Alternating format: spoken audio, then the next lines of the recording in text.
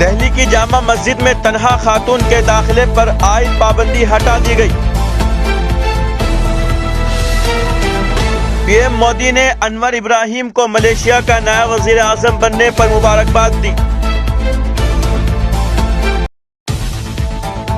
Bristol university برطانیہ کے وفد نے جامعہ ملیہ اسلامیہ کا دورہ کیا۔ نئے آرمی چیف کی تقرری پر پاکستان کے صدر کی بھی مہر۔ کانگریس رہنما فنکپوری فاٹک کی فارچونر کی چوری۔ عام آدمی پارٹی نے مسلم علاقوں میں کام نہیں کیا، نازیہ دانش۔ یمن میں 20 لاکھ افراد انسانی امداد سے محروم۔